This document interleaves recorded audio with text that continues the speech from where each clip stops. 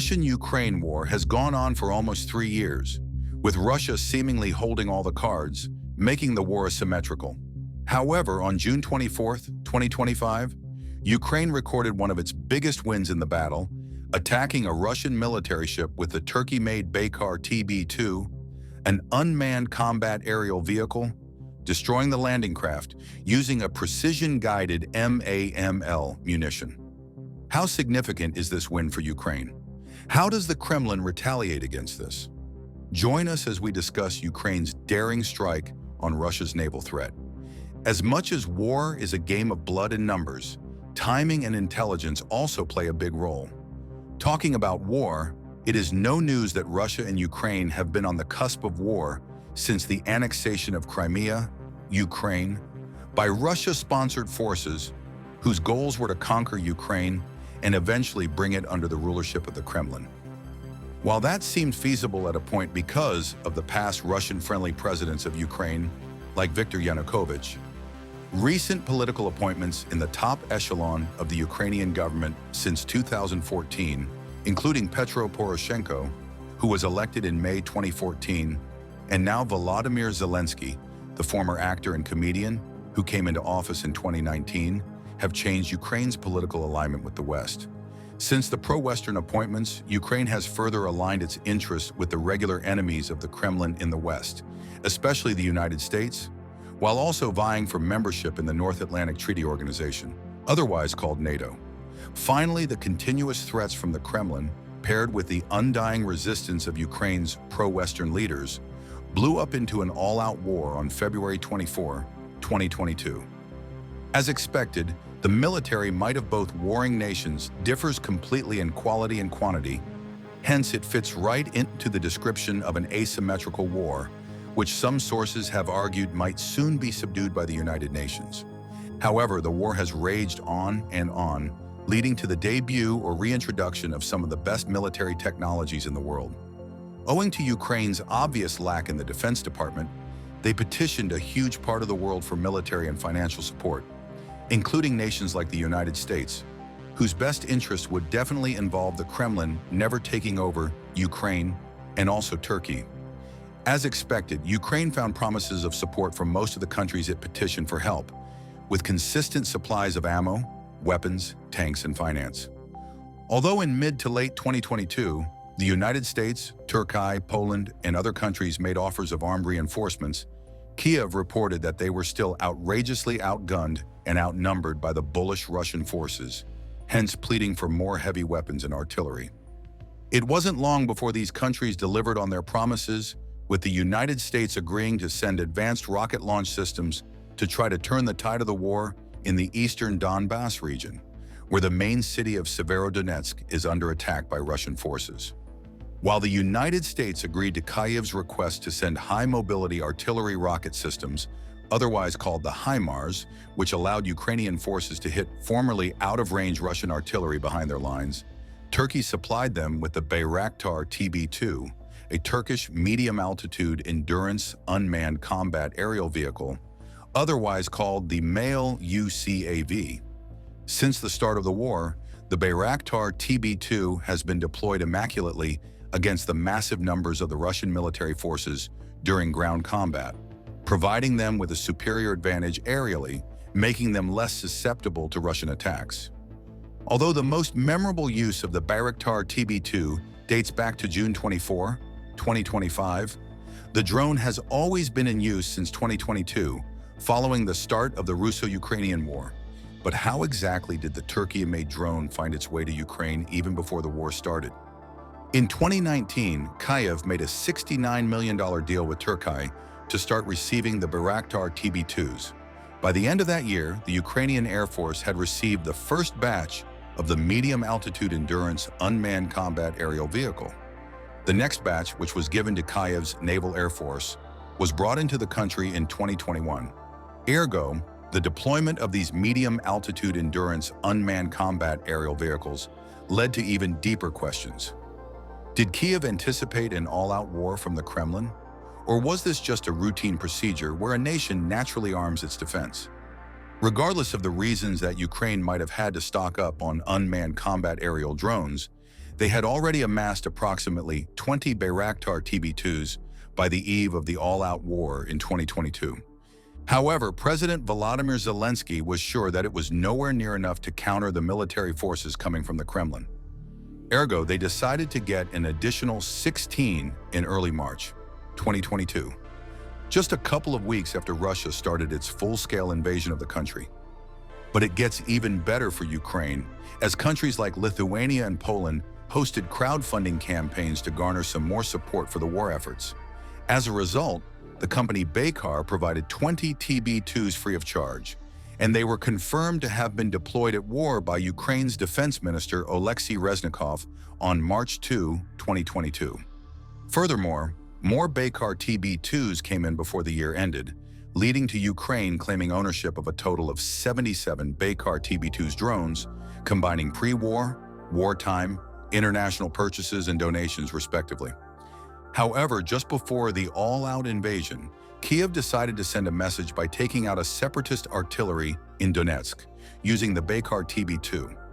It was the very first time that the Kremlin saw what Kyiv was capable of, judging their aerial power with the deployment of the Baykar TB-2. However, it wasn't enough to strike fear into the Kremlin.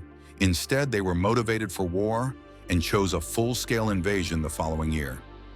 Although the Kremlin retaliated with fighter jets blowing up Ukrainian defenses and setting up perimeters in the Luhansk and Donetsk regions to assert their dominance, they had yet to see just how capable the Baykar TB-2 could be if deployed fully, an action they came to find out the hard way.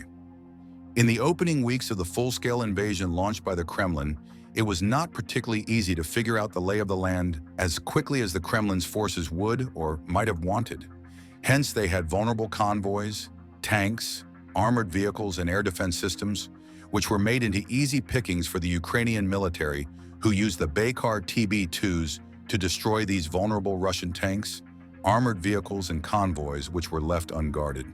For morale, Kyiv sent out recorded videos of these airstrikes on Russian artillery, showing how they deployed the Baykar TB-2 to destroy a Russian Buk missile system in the Zhytomyr region on February 27, 2022.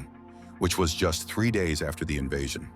Following the success of the unmanned combat aerial vehicle, Kyiv sanctioned the consistent deployment of these battle drones, and by mid-March 2022, war analysts confirmed that the Baykar TB-2 had nearly 60 confirmed kills in its name, including tanks, air defense units, and armored vehicles. It was the perfect beast of the air and a game-changer for Ukraine. While the drone had an obvious physical impact, it also had a similar psychological impact, especially since soldiers saw it as a leveler that evens the playing field between them and the Kremlin's superior forces. The psychological impact of the continuously successful strikes on the Russians was so immense that the Ukrainian government chose to release an official folk song titled the Bayraktar, which quickly went viral, and the drone became an icon of national resistance. The Bayraktar TB-2 was also important in Ukraine's successful quest to take back Snake Island from the Russian forces, who have dominated the area since the dawn of the invasion. It wasn't an easy mission, as Kyiv doubted how well the TB-2 could perform in maritime and amphibious operations.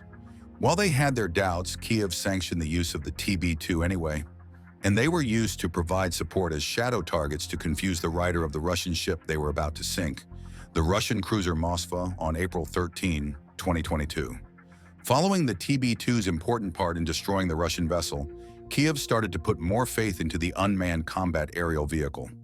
Ergo, when the Ukrainian forces decided to take the fight to some of the Russian forces that were positioned in the country, especially the Raptor-class patrol boats, which are used for patrolling coastal waters, conducting searches, and transporting troops inconspicuously through the coastlines, avoiding detection and staging a siege with an ambush.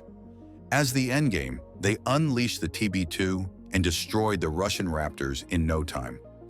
As much as the Bayraktar TB-2 provided success for a period of time during the war, the Russian forces soon adapted to its threat with improved electronic warfare and layered air defense systems, which made it increasingly difficult for large, slow drones to operate without detection.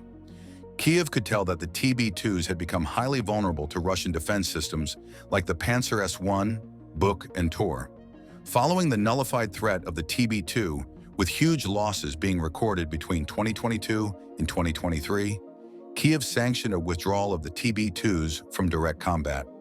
Instead, they have been used for reconnaissance, target designation, and rare strikes in lightly defended areas since 2023. It wasn't long before avid followers of the continuous Russo-Ukrainian war noticed that Kyiv rarely deployed the TB-2 in combat like they used to. They had suddenly been replaced with commercial quadcopters and long-range one-way attack drones, which were, at the time, described as effective for the new type of warfare.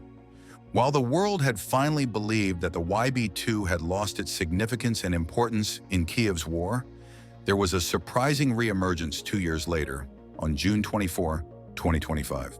Why bring back the TB-2 all of a sudden? War is a product of cunning and compromise, especially if the situation demands it. While the Russians have absolutely edged their top-class technology in deployment of subsonic and supersonic aerial threats, Kyiv has decided not to back down.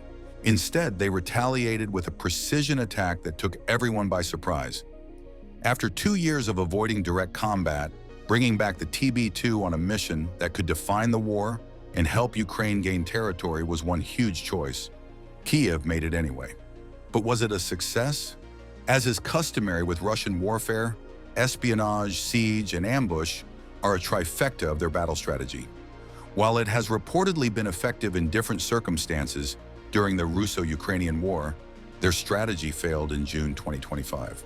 According to Kyiv's Vice Admiral Oleksiy Nezhpapa, who shared the details of the maritime operation, the TB-2 drone was used to shoot at a Russian boat on the move, which was reportedly ferrying weapons, ammunition, and even more soldiers into Ukraine.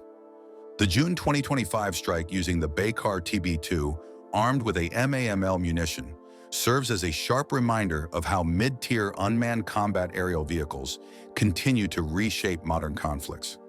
Although it was a successful hit with video evidence pointing to the Russian boat on fire, Kyiv still struggles to control the southern theater, where complete control of the coastline remains strategically vital for logistics, fire support, and denying Russia further amphibious authority and mobility.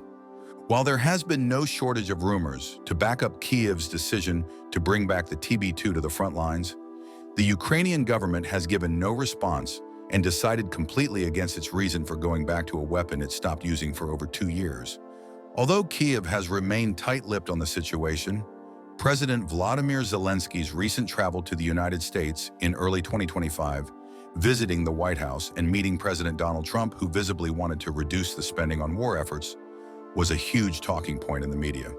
The Trump administration, which has already created the Department of Government Efficiency, otherwise called DOGE, under the leadership of Tesla and SpaceX owner Elon Musk, is quite keen on reducing the obscene amount of money that is being wasted on an unending war, which the Republican Trump administration believes that Ukraine cannot win anyway. With the United States being the biggest sponsor that Ukraine has had, especially under the Democrat leadership of the Joe Biden administration, who valued the consistent pushback from Ukraine and willingly continued to fund the war, Ukraine felt the urge to keep spending on expensive weapons and artillery, and even dared to dream of getting the creme de la creme of the United States' aerial beast, the F-35 Lightning II. However, watching the support diminish with the appointment of the President Donald Trump-led administration seems to have inspired a wake-up call in Kyiv, forcing them to improvise their war strategy. Modern warfare is expensive, as it forcefully takes its toll in cash, blood, and gore.